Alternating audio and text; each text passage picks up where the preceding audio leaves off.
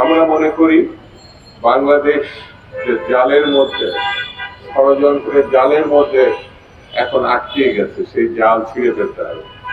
সেই জাল ছিঁড়তে হলে কঠিন কঠোর রাজনৈতিক নেতৃত্ব দরকার।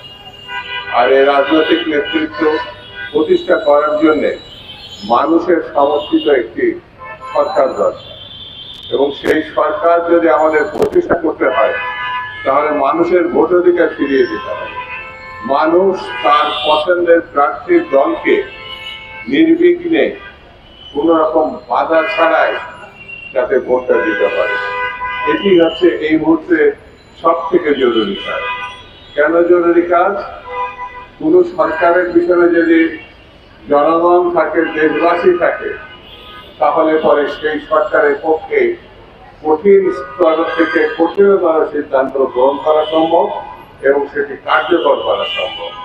এখন যে সরকারটি আছে, বিভিন্ন রাজনৈতিক দল সমর্থন করেছে বটে, কিন্তু এই সরকারের কাছে প্রত্যাশিত ফল না পাওয়ার কারণে অন্যান্য রাজনৈতিক দল এখনো এই সরকারকে কাঁধে করে নিয়ে চলছে।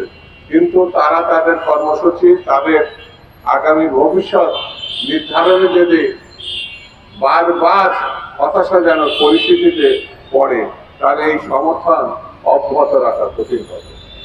কোন রাজনৈতিক দলের পক্ষে এই অব্যাহত ব্যর্থতার মুখেও অব্যাহত সমর্থন দেওয়া কঠিন হবে।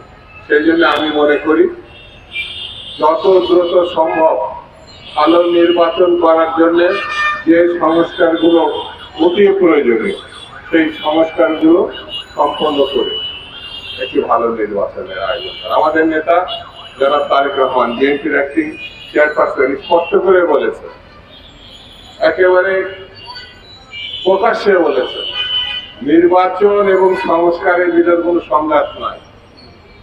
কিন্তু সরকারের পক্ষ থেকে একটা ধারণা দেওয়ার চেষ্টা হচ্ছে কম সংস্কার করলে দ্রুত নির্বাচন দেওয়া যাবে, আর বেশি সংস্কার করলে একটু দেরি হবে।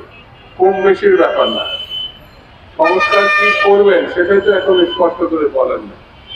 সংস্কার চলমান একটি প্রক্রিয়া, এটি যতদিন পৃথিবী থাকবে, দেশ থাকবে, ততদিন আজকে যে সংস্কারের বিষয়টি কালকে তা পরিবর্তন করার প্রয়োজন দেখা দিতে